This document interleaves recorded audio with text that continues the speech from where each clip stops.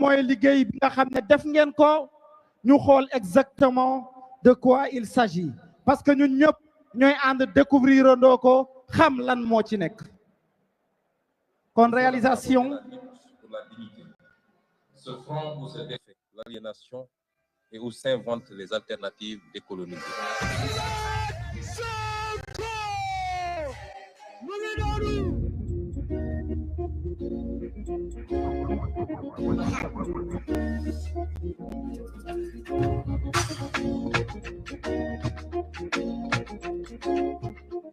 Le destin d'un patriote serviteur de l'État. Inspecteur des impôts et domaines, Ousmane Sonko gravit les échelons. Chef de section, vérificateur fiscal, auditeur interne, il rédige la première charte de déontologie de la DGID, le premier plan stratégique et le premier rapport sur les dépenses fiscales du Sénégal. En 2005, il fonde le SAID, le syndicat autonome des agents des impôts. Il en devient le premier secrétaire général. Il dénonce les dérives, les anomalies, les manquements. La transparence devient son combat. Heureusement, nous sommes dans une situation très fâcheuse où c'est des combines et des complots au sommet de l'État, et particulièrement au ministère des Finances, qui rejaillissent sur le fonctionnement de ces services qui sont quand même stratégiques. Les impôts et domaines, c'est peut-être presque 80% du budget de l'État. La naissance d'un projet politique. En 2014, le manifeste fondateur, l'appel aux patriotes, pose les bases d'un discours souverainiste assumé. Les références à Mamadou Dia, Cheikh Anta Diop et Thomas Sankara installent d'emblée le parti dans une filiation intellectuelle forte.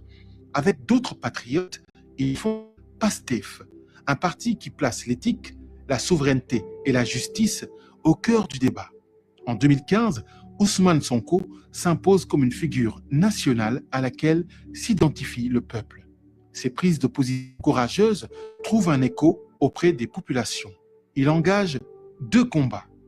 Celui contre les accords de partenariat économique, APE, qu'il qualifie de cheval de Troie néocolonial, car chiffre à l'appui, il démontre comment leur mise en œuvre menace la capacité du Sénégal à protéger son marché intérieur.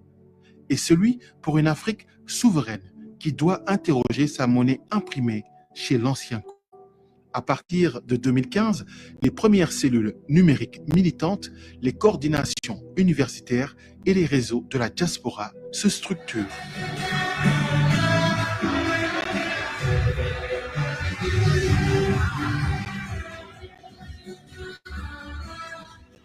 La radiation, première tentative de musellement. Même si je faisais l'objet d'une radiation, il ne peut pas gagner. Il a déjà perdu ce combat.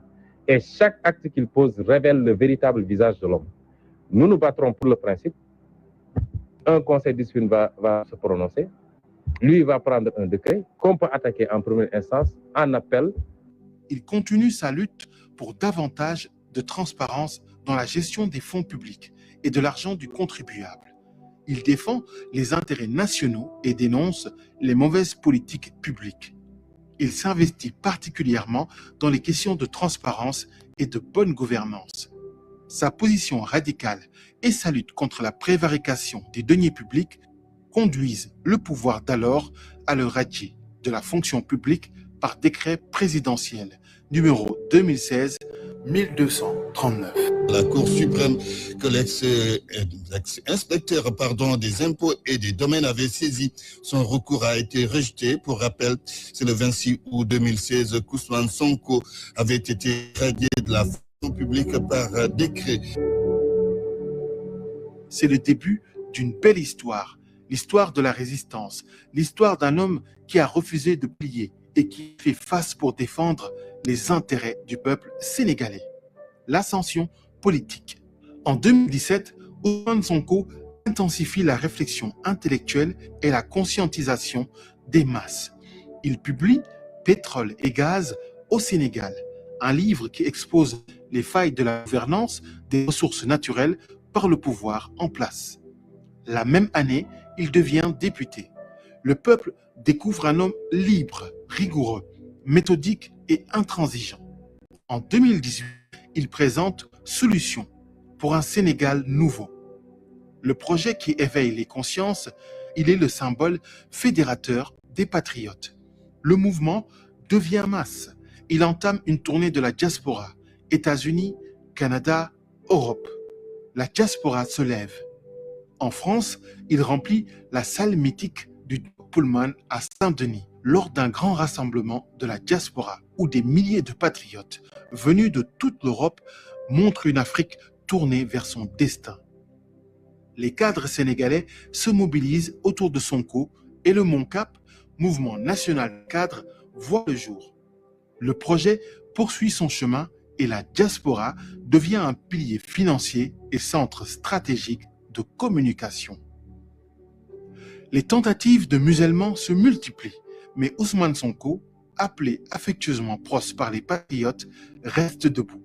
Il est droit résolument vers la prochaine échéance électorale, la présidentielle 2019. Man Ousmane Sonko maa ngi wax peuple sénégalais que je suis officiellement candidat à l'élection présidentielle 2019. Les mouvements comme JPS, Mojib, MONCAP, Magou Pastef, qui ont aussi joué un rôle important dans cette histoire collective, prennent forme. Le projet, une force majeure qui marque la présidentielle 2019. Plus jeune candidat parmi ceux à la course, il termine troisième avec 15,67% des suffrages. Il fait une percée spectaculaire. Pastef s'impose comme la principale force d'opposition. Le discours souverainiste du président du parti retient l'attention des jeunes. Les jeunes répondent à l'appel « Patriotes, levons-nous ». En janvier 2020, le parti célèbre son anniversaire dans une ambiance de montée en puissance. Les coordinations se renforcent, la communication se professionnalise, l'implantation dans les communes s'approfondit. Pastef s'impose progressivement comme la première force militante numérique du Sénégal et l'opposition la plus mobilisatrice.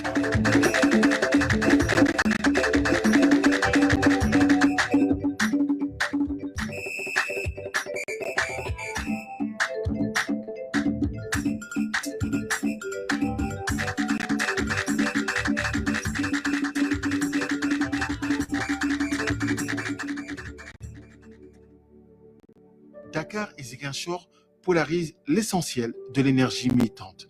Les deux villes deviennent le symbole d'une opposition profondément enracinée. 14 structures partageant la même vision fusionnent au sein de Pastef après 2019. La dignité dans l'épreuve.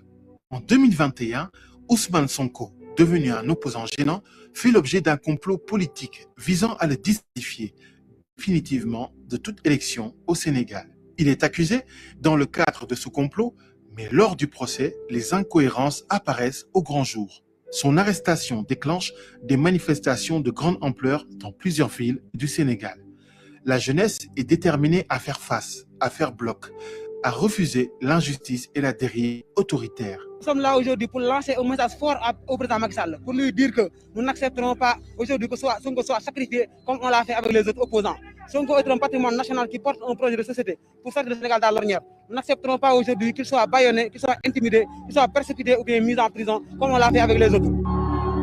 La répression fait plusieurs dizaines de morts, de nombreux blessés et entraîne des arrestations massives qui paralysent partiellement le pays. Ces événements radicalisent les patriotes et renforcent la stature nationale et internationale de Sonko. Ce tournant internationalise la crise sénégalaise. Le simulacre de procès révèle des failles, des contradictions. Il met à nu le complot. Le peuple descend dans la rue. Le pays vacille. Les patriotes, à la suite de Pros, évoquent leur droit à la résistance. La dynamique de résistance se transforme en victoire électorale en 2022. Malgré la suppression par le pouvoir de la liste des titulaires qu'il conduisait, Ousmane Sonko bat campagne et crée un fait inédit aux élections législatives, le ballottage des forces à l'Assemblée nationale. Malgré les épreuves et les persécutions qui le poursuivent, Sonko maintient ses activités intellectuelles. En 2022, il coécrit Les territoires du développement et poursuit son combat pour la démocratie. Il se positionne comme le principal rempart contre le projet autoritaire du pouvoir en place.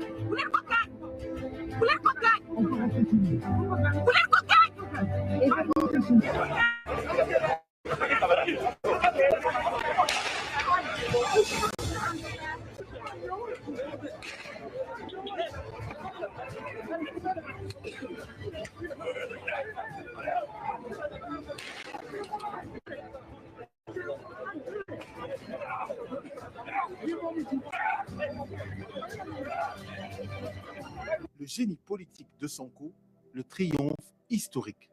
L'année 2023 est marquée par une escalade répressive sans précédent. Le président de PASTEF est violenté et arrêté après 56 jours de siège autour de son domicile.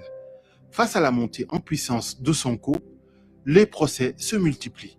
Les manifestations se heurtent à une répression sévère, une répression sanglante. Plusieurs jeunes sont tués, certains mutilés, des responsables arrêtés et les restrictions médiatiques se durcissent. PASTEF est dissous. Sonko est emprisonné. Mais depuis sa cellule, il parle au peuple, qui entame une nouvelle forme de résistance avec le mythique refrain « Sonko Namnal ». Scandé partout, dans les quartiers, sur les plages, dans la diaspora, le peuple tient debout. Radié des listes électorales, empêché de se présenter, Sonko prépare pourtant l'avenir. Dans des vidéos prémonitoires, il désigne un homme, Bassirou Diomaye Faye. Bassirou Diomaye Faye, la tante. Sonko Moy Diomaye trouve immédiatement l'adhésion du peuple, qui place une confiance inébranlable en Ousmane Sonko. Le 24 mars 2024, Bassirou Diomaye Faye est élu président de la République dès le premier tour, avec plus de 50% des suffrages exprimés. Une victoire historique pour PASTEF, une revanche démocratique portée par le président Ousmane Sonko. En avril, Bassirou Diomaye Faye devient officiellement président et nomme Ousmane Sonko Premier ministre. Le mouvement entre alors dans une phase nouvelle, celle de la gouvernance, de la transformation institutionnelle et de la mise en œuvre concrète du projet. Avec en ligne de mire ses combats fondateurs, la souveraineté monétaire, la renégociation des accords économiques, la restauration de la dignité nationale. Les ressorts d'un succès inédit, l'héritage d'une révolution assumée. De Saint-Louis à Ziguinchor, de Dakar à Tambacounda, de la DGID à la primature, des territoires du Sénégal à la diaspora, des salles de classe aux salles de meeting, Ousmane Sonko a tracé un chemin fait de rigueur, de courage et de sacrifice. Un chemin qui change le Sénégal, une posture qui le place parmi les 20 personnalités les plus influentes du monde. PASTEF a révolutionné la communication politique sénégalaise.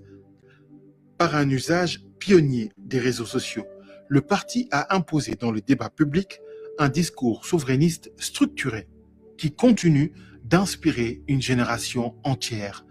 L'histoire du président Ousmane Sonko est devenue celle d'une mobilisation populaire ininterrompue, celle d'une jeunesse qui a assuré une vigie citoyenne, l'écho de lutte panafricaine contre l'asservissement.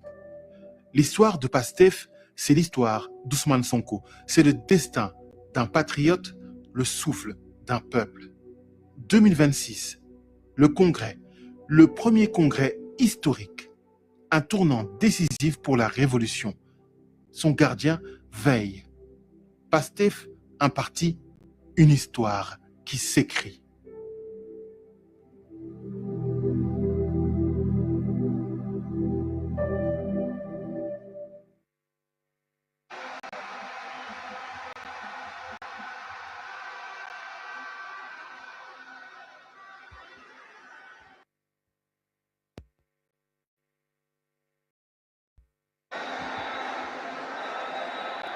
Merci beaucoup SNCOM.